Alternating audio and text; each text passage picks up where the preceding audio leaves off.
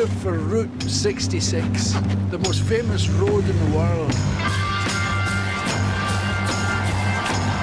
How many other roads do you know that people sing about? And it's just one of those magical places that you always long to see. Ever since I was a wee boy in Glasgow, I fantasised about getting my kicks on Route 66. Oh my God! To me, it was a magic trail heading west through the heart of America into the land of broken dreams and Hollywood endings. The highway that built a continent, defined a nation, running from Chicago to LA. Route 66 is the story of America, written by the people, for the people, over 8 states and 2,500 miles. I love that. It's a tale in tarmac of presidents and paupers, cowboys and Indians, diners and drive-thrus, framed in a landscape from 100 movies with the soundtrack of the greatest music in the world, rock and roll. Sounds good, doesn't it? Isn't it good? We're going to have lots of fun, meet lots of people, see lots of nice things. Come with me. I can't wait. Well, it goes from St. Louis, Joplin, Missouri. Oklahoma City looks so pretty, you see. Amarillo, Gallup, New Mexico. Flagstaff, Arizona, don't forget Winona, Kingsman, Warsaw, San Bernardino. Won't you get your kicks on Route 66?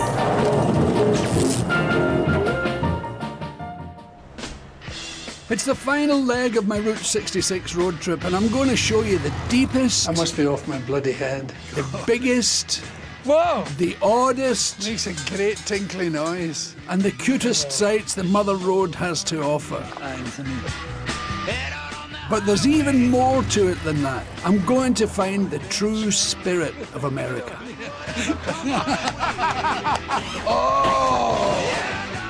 Starting just outside of Flagstaff, I'm going to follow the final footsteps of 1 million migrating dreamers up into the remote mountain passes of Arizona, through the California deserts and the urban sprawls of LA, until finally I hit the Pacific Ocean. But hey, that's miles down the road.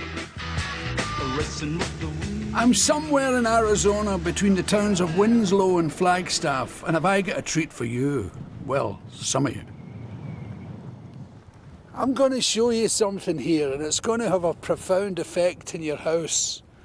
The men are going to go, ooh, interesting. And the women are going to lose the will to live and go, oh, so what? It's a hole. It's a hole in the ground. Now, the reason I say this is in my life, I have met thousands of men, all of whom at one point had got a stick and sat in the ground and dug a hole between the legs, dug a wee hole for no reason whatsoever. And no woman I know has ever done this. Holes separate men from women, interest in holes. But this is a spectacular hole. Come this way.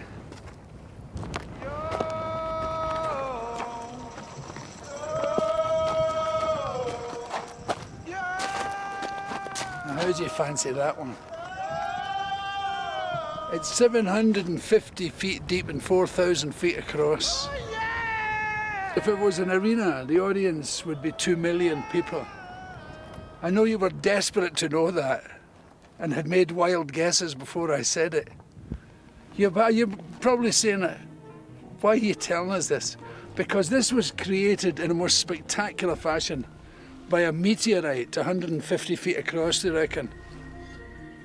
And with the power of 20 million tons of TNT, it came flying out the sky one day and belted this place right there. Bosh, like a nuclear explosion. If you like holes in the ground, it's well worth a visit, guys. Yeah. There's a shop here. I'd better not say that. Send send your wife to the shop. Oh, that was just a sexist joke. Personally, I like the shop. I'm going in there to buy a keyring and a badge for my grandchildren. But the guys, you will love this hole and you will dream of sitting on the edge with a stick having accomplished this. It's a smashing thing. And it's one of Route 66's highlights. Funny enough, they reckon it's Route 66's second biggest highlight. And the biggest highlight's also a hole, but it's an even more spectacular hole.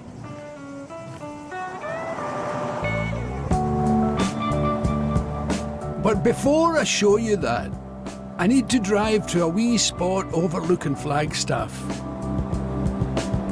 I've got a few thoughts that I'd like to share with you.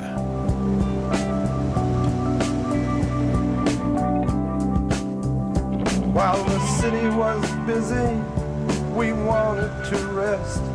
She decided to drive up to Observatory Crest. That's Flagstaff, Arizona. Now, it's a big city, but you would think it was a village just to look at it because of the lack of light from being up on the hill looking down at it. And the reason for that is, in 1894, Sir Percival Lowell, the astronomer, set up an observatory here. And it was at his observatory they discovered Pluto, and it really put this place on the celestial map. Now, if you look at the planets like the sun and the moon and the stars and all that, they resemble a basic atomic structure with a nucleus and protons and neutrons and electrons spinning round it. It's exactly the same thing. So I think what we've got wrong over the years is thinking that we were at the big end of the telescope. We're actually at the wee end. We're not huge in the cosmos. We're a tiny, tiny, microscopic, tiny, weeny, the smallest thing you can imagine. And we're part of something huge. I've come to the conclusion we're part of a big cup of tea in space. And that's the way I look at the world, ladies and gentlemen. And that's why I'm in Flagstaff, Arizona tonight.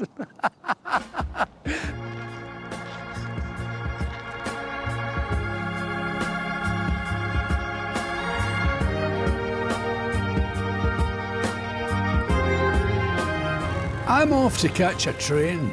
It's a little detour off route, but when one of the 7 wonders of the world is at the other end of the tracks, you can't just pass it by.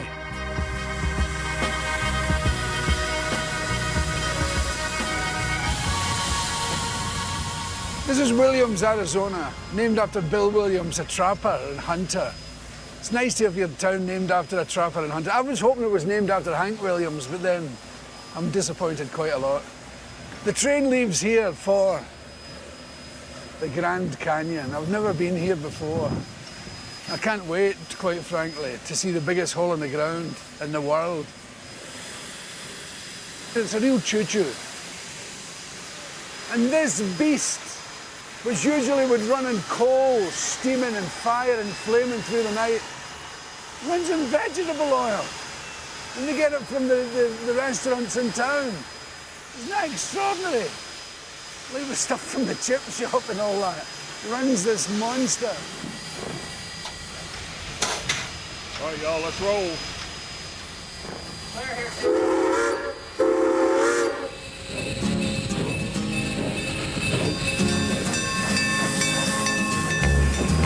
That's more like it. Look at me, I'm a train on a track, I'm a train, I'm a train, I'm a train. Rodeo! Yeah. Rodeo. Yeah. Train stuff. Look at me, got a load on my back, I'm a train, I'm a train, I'm a train, yeah.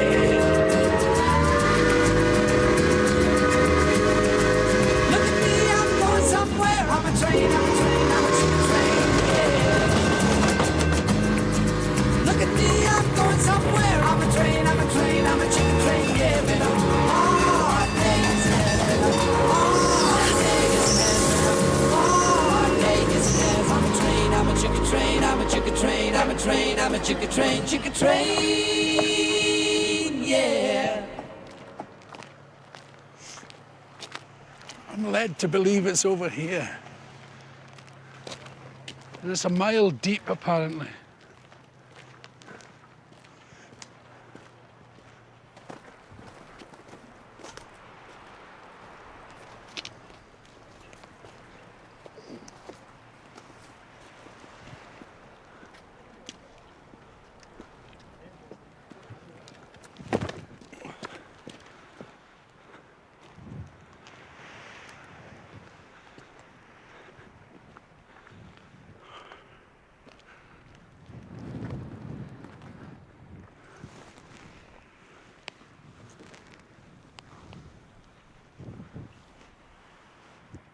Oh my God. Whoa! I've never seen anything like that in my life.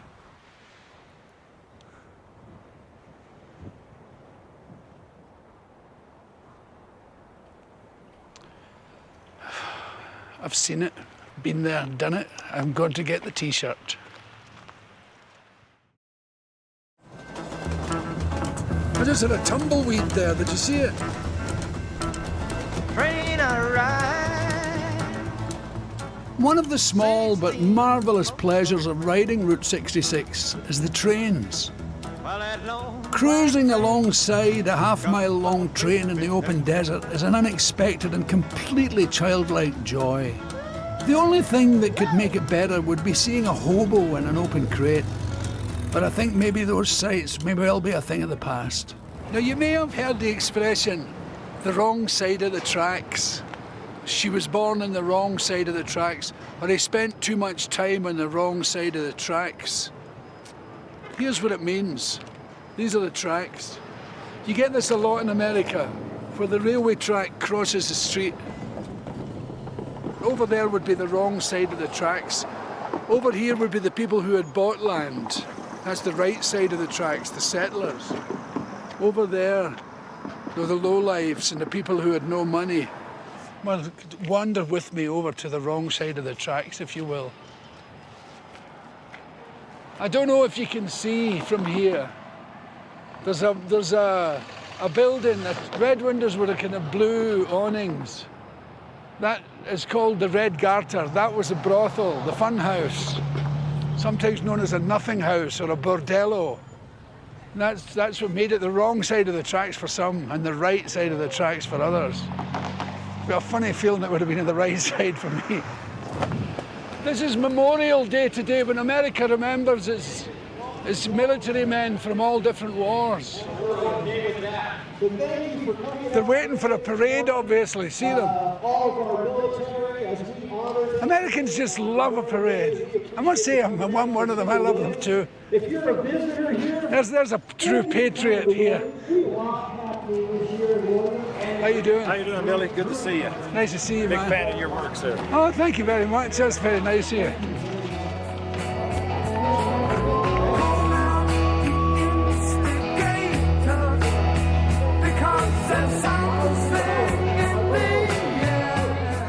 It would be so easy to be dismissive about this kind of flag-waving experience, especially with European eyes.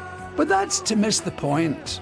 When you see a man in a parade dancing with a shovel full of shit, I don't think you need me to tell you that this is hardly a jingoistic display. But it is positive. There is pride and community, family and each other. And when did that become a bad thing to throw a parade for?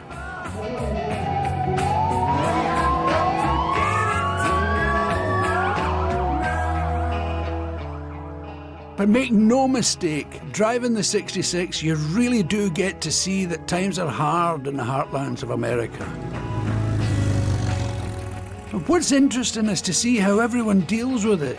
In Williams, they still throw parades. In Seligman, my next destination, they invite bikers to town and throw a three-wheel party.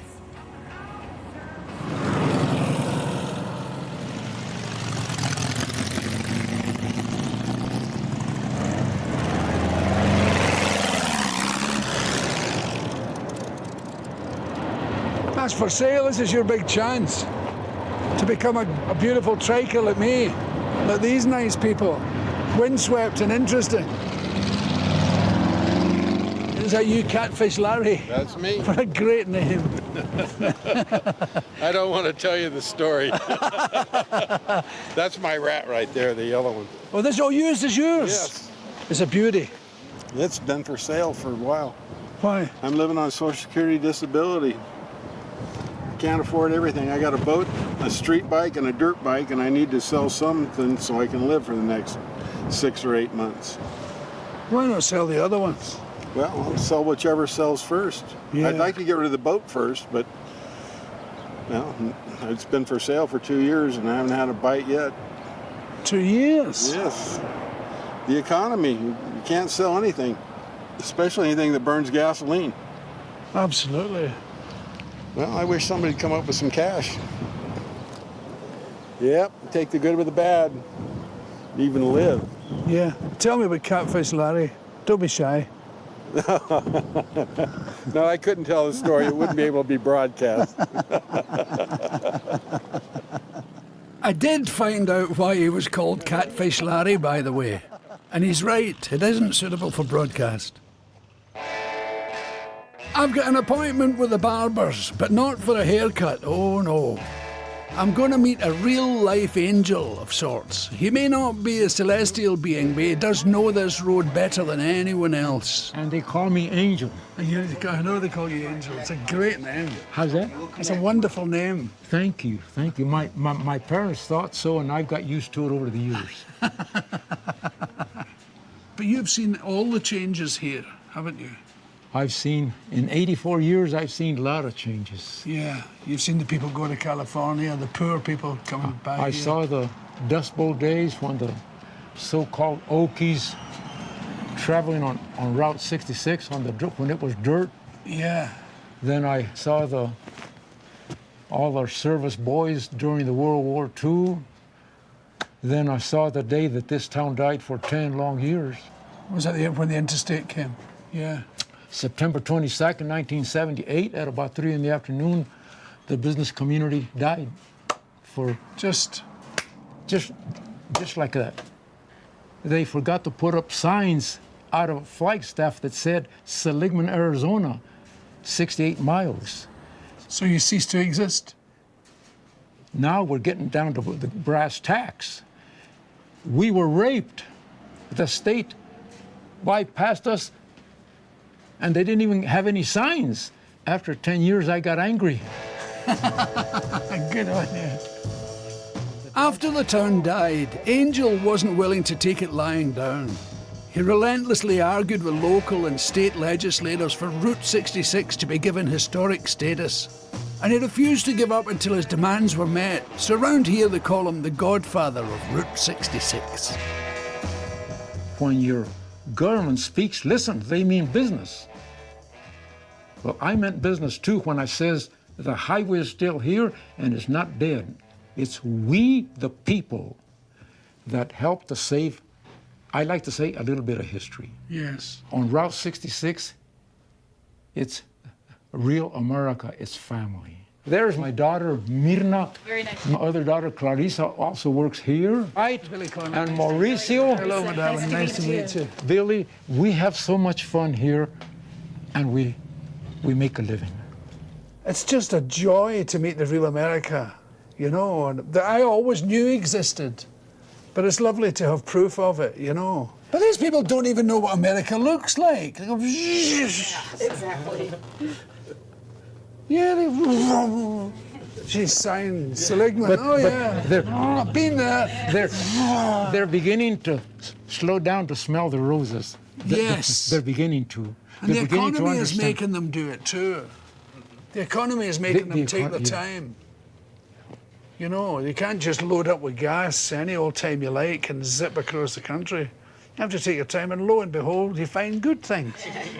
It was there all the time, if only you'd known. It's been a real pleasure, Angel. Billy,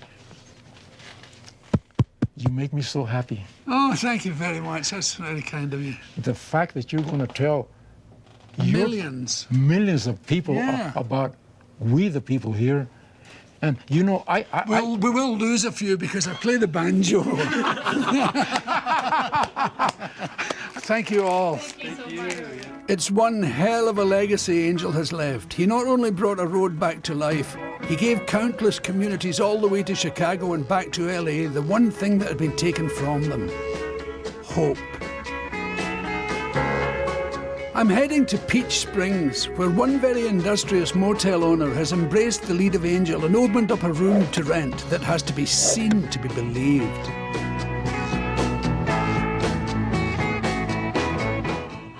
See you in the morning.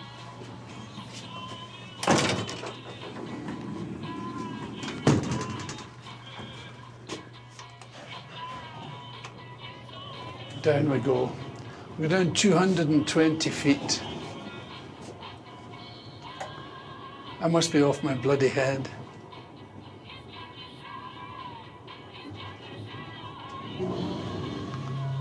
We're here.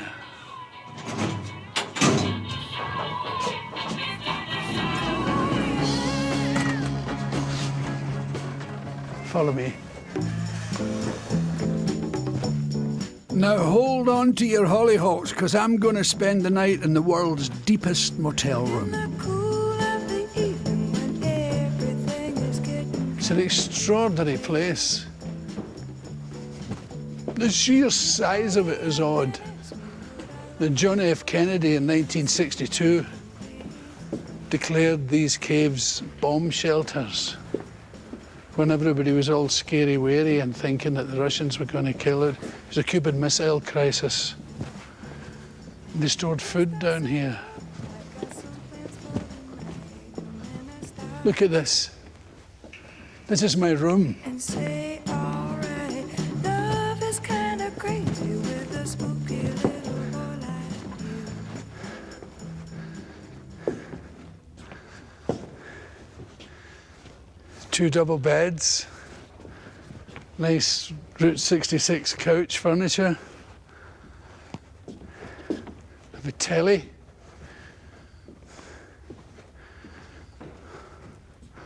all sorts of National Geographic magazines to remind me what the world upstairs looks like. This is my shower and this is my toilet. Nothing scary in it. This is how you flush it. And then there's a wee,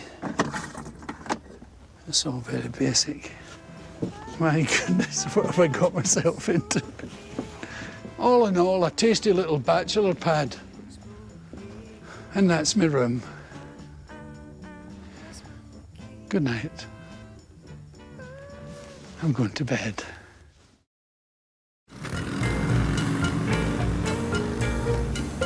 I've got a theory. There's a reason why so many other nations moan about America. It's because they think Americans are spoiled. I mean, think about it. Most kids just want a dog or a cat as a pet. In America, they want tigers and lions, and the amazing thing is, they get them.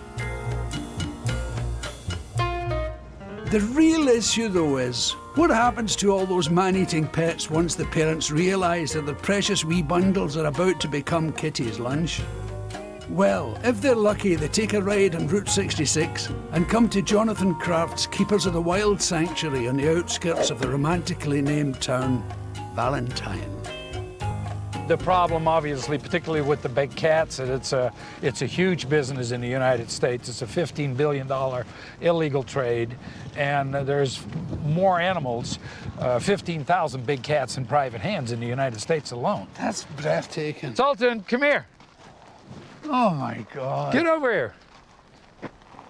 Come and meet Billy. The size of... We rescued him along with another tiger. And he's about 10 years old, and that's right in the middle of when male lions are very dangerous. They have a lot of testosterone, and I used to go in and brush his mane. I don't do that anymore now. He'll be brushing mine, you know. Come on. What a good boy. Come on. Oh, Gives you a little bit of an idea of the real size of these boys. It just baffles me. Yeah. I don't know how somebody could think they could keep a thing like that in the backyard. Yeah, and plenty of them do. Plenty of them do. I know people, private individuals, got 30, 40 cats in their backyards. It's crazy. Really? Yeah, yeah. And then, of course, the neighbor's kid comes over and does a little, you know, touchy-feely, and the next thing you know, the kid loses their arm or their fingers, and then it's the animal's fault. You know, it happens all the time. Prior to having his own Damascus-like epiphany about the rights and wrongs of domesticating wild animals, Jonathan used to have his own hirsute big cat show in Las Vegas. So if anyone knows about the dangers of keeping these magnificent beasts as pets, it's Jonathan. That's Snickers. Hi, Snickers. It's a llama. Yeah, it's one of our llamas. And then here we're coming up to Monkey Village. This is Max and Lola, and these are... Oh, what's the matter, Lola? These are capuchin monkeys that everybody wants to own. Let me tell you something, you see the teeth? This little guy here bit his owner's girlfriend's ear off, and so it was either the monkey or the girlfriend. I know what I would have done. But they're adorable, but they are nasty, they are dirty. And then, you know, they urinate in their hand and they rub it all over themselves. And I do that sometimes. Oh, you do? Well, then here's this lion I'm going to introduce you to, Billy. Oh, my God. Oh, What a lovely thing. this little guy is 10 weeks old now. What? Do you want to eat? Hello. And he came from a zoo, and he was sold and illegally, no paperwork, traveled all over the country when he was 2.5 weeks old. Oh, Are you hungry? Is that what it is? You want me to get you a bottle? Huh? You want me to get you a bottle? Oh, is that what you want? there you go. That's much better, huh? That's wonderful. My God. If you want to feed him? What's his name? Anthony. It's a terrible, noble name for such a little guy. I know. See, now he gets possessive. Look at those claws coming out, huh? See, look at that, look at that. Oh, I What a see. beauty. Isn't he great? Anthony. See you later, Come on, Anthony. let's go. Oh, look at it. Look. Ah. Yeah, You're doing a grand old job here. Well, thank you. Look how much they like you. It's amazing. You're a good boy, huh? Yes, you're a good boy. It's a new dawn, it's a new day. It's a new life for me, yeah. It's a new dawn, it's a new day. It's a new life for me. Ooh, ooh, ooh. And I'm feeling good.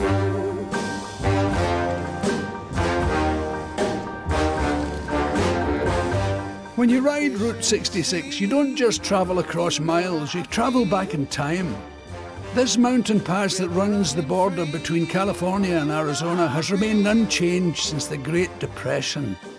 When Steinbeck's Okies, fleeing the drought in Oklahoma, filled this road with heaving cars and trucks, what must they have thought?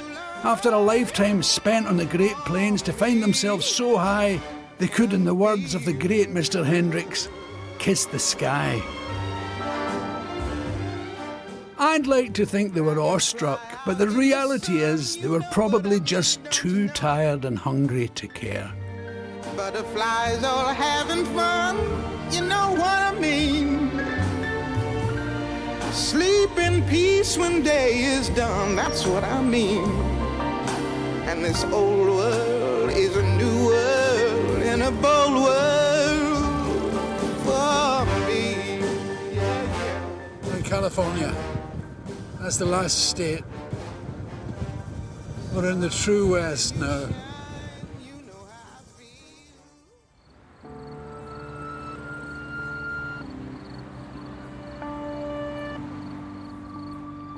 So here we are, my last night on the road. Tomorrow is the big push to LA County. After that, no more motel beds or cups of tea in 24-hour diners.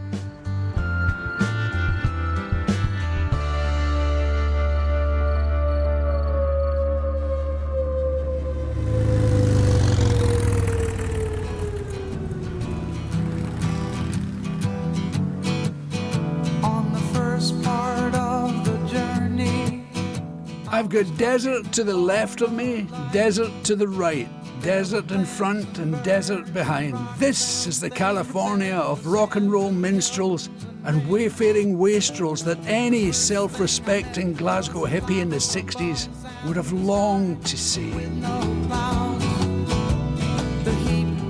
With all this space to lose yourself in, how could you not turn on, tune in, drop out?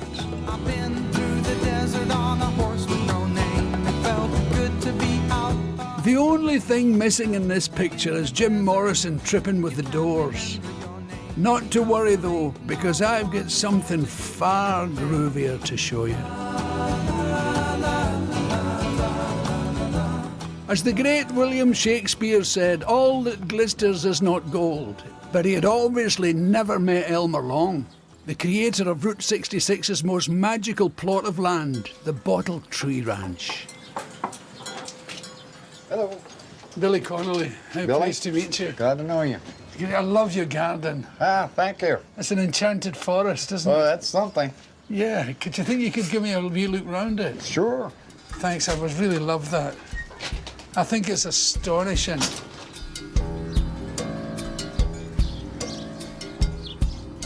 Some of these bottles my father collected. He was Yeah. he was a bottle collector, but he had no way of displaying it. Well, what was your father's idea when he collected the bottles? He just liked them. I believe he thought he was going to get rich. I really do. He would dig a hole in the ground, maybe 5 foot deep, digging up bottles. And when he found an old one, he honestly thought he had a gold mine in his hand. He did. But Well, sometimes you do. yeah, well, it didn't work out that way.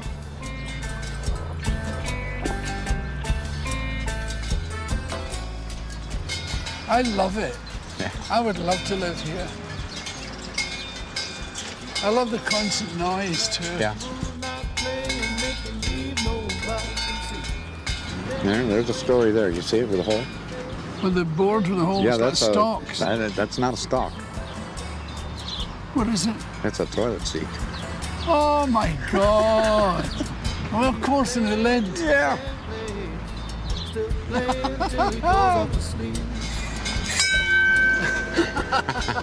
What's that from? Boxing bell. It's a boxing bell. Yes. There's guns. Where do you find guns? Well, I picked this one up in Arizona. There's another gun there. That's a shotgun. Oh yeah. Are you interested in guns that work? No, I have no use for working guns. I don't kill anything. Nothing dies. That's wonderful. No, everything lives here. Some treasure hunters sift the bottom of the oceans looking for doubloons and barnacle-crusted chests. Elmer finds his riches in landfills and dumps. I found where the Baghdad dump was. The only thing left in that dump is dirt and a few beer bottles. I cleaned it out. I cleaned it out. How do you go about finding dumps? The wife and I travel on weekends.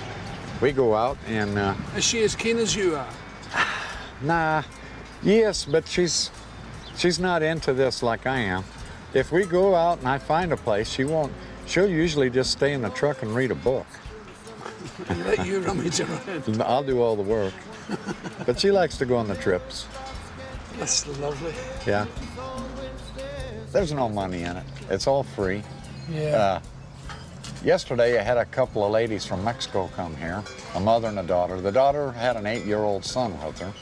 And before they left, the grandma, she gave me a hug, and her daughter immediately gave me a hug.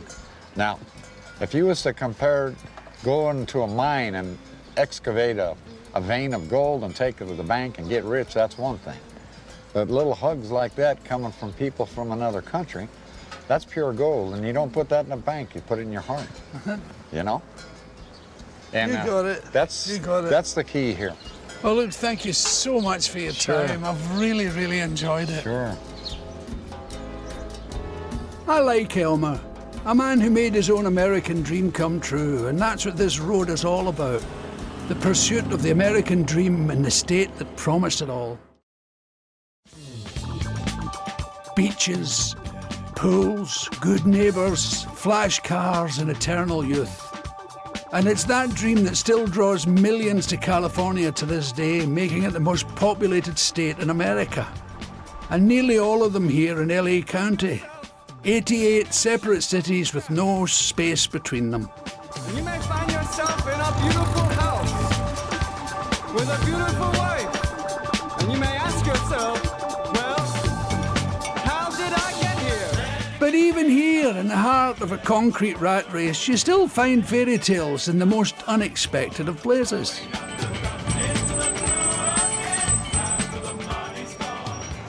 This is the California Theatre in San Bernardino, California. And I'm standing in the middle of the road about to be killed. But they used to try out movies here in the 30s. Before, you know, big fancy premieres, they would try them out in places like San Bernardino. And they tried Wizard of Oz out here. And the people adored it, the audience. But the executives from MGM didn't like it. They said, that terrible song slows it down, that's Somewhere Over the Rainbow. The director disagreed and went straight to Louis B. Mayer. And being a genius, he said, nonsense, and kept it in. And it won an Oscar. So much for executives, eh? It's Art Deco, if you like that kind of thing.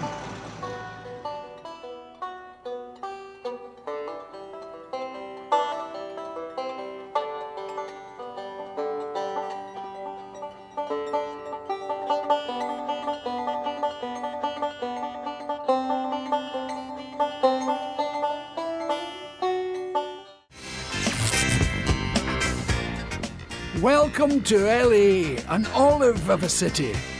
Until you get the taste for it, you hate it, but once you do, you love it.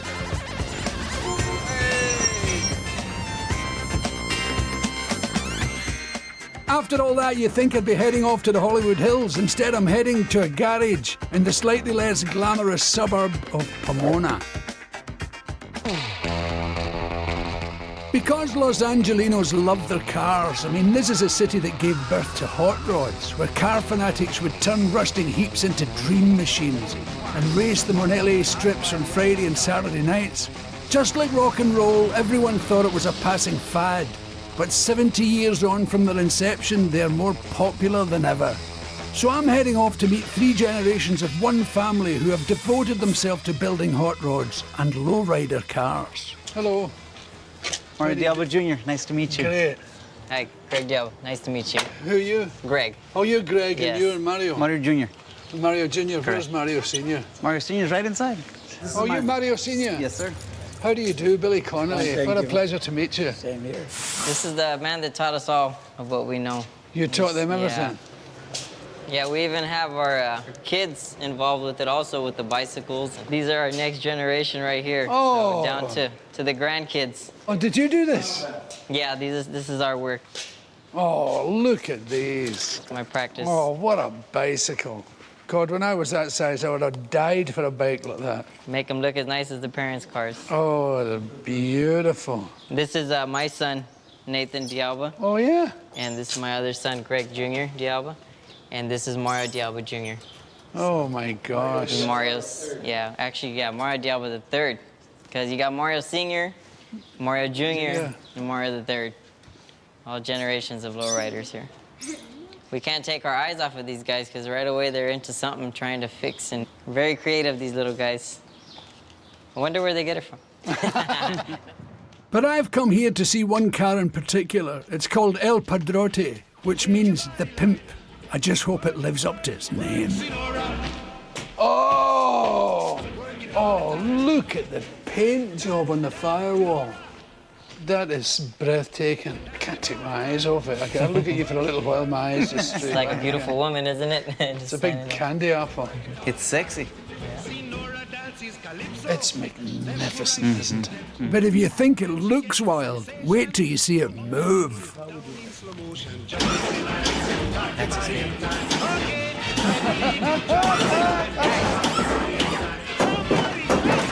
That is what a piece of work. He's having fun. Not everybody has a dad like that. There's always more to learn, and we inspire each other every day. That's the cool thing about working with family. It is I am amazing. so proud that you guys like what I like, and you know, You want to learn more and more. I think I'm going to cry. That's what I did. I'm going to cry. It's a touching moment. No. Tell them again you love them. Oh, I sure love my sons, of course. It's magnificent. You should be justifiably very, very proud of it. It's the best car I've ever seen in my life. Thank you. I'm glad you like it, because I like it myself. I like car culture. I like Route 66. I do not like this.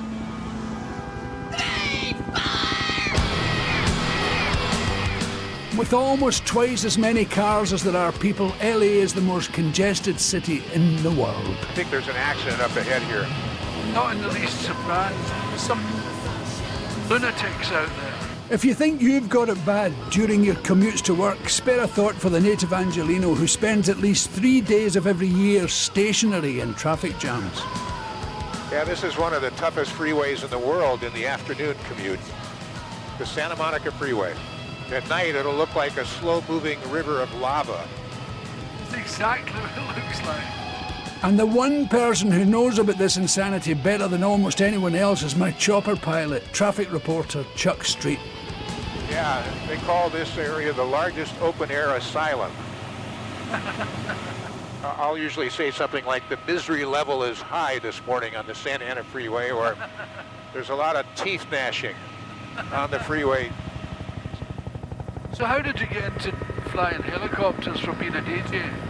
Well, I was fascinated with radio and helicopter flying, and I was able to put it together as a traffic reporter, but I actually got my job as a traffic reporter by flying up alongside Rick D's 19th floor radio studio window with a topless girl. Oh, no. Seriously, and he went nuts. And they hired me 3 days later, so I've been doing it now for 27 years.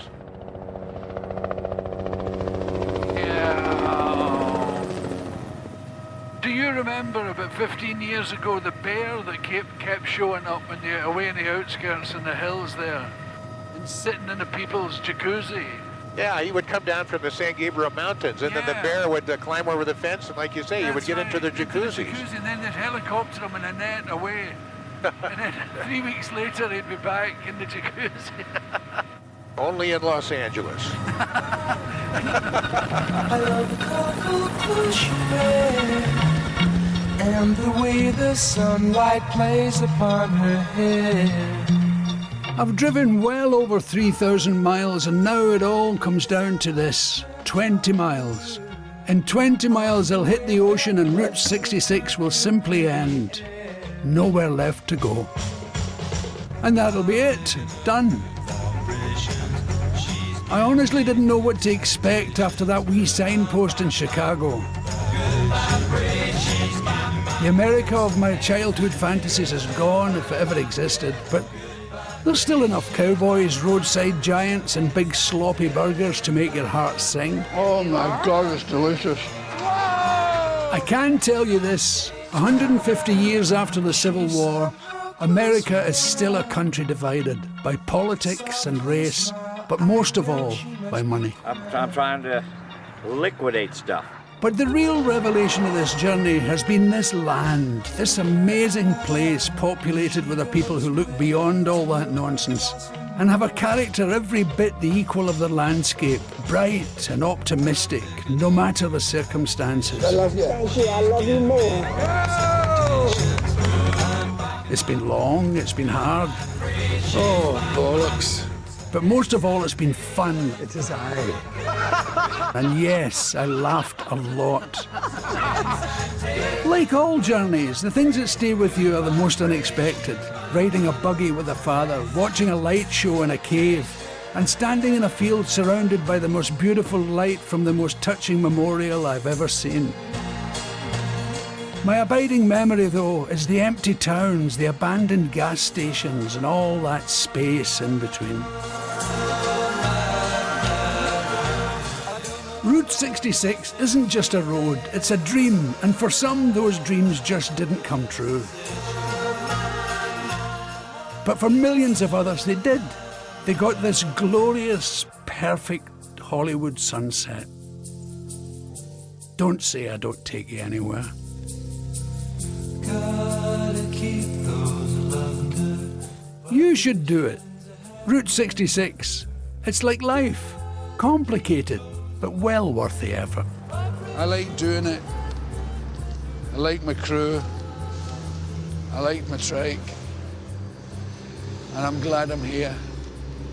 I'm glad it's finished, and I'm sad it's finished.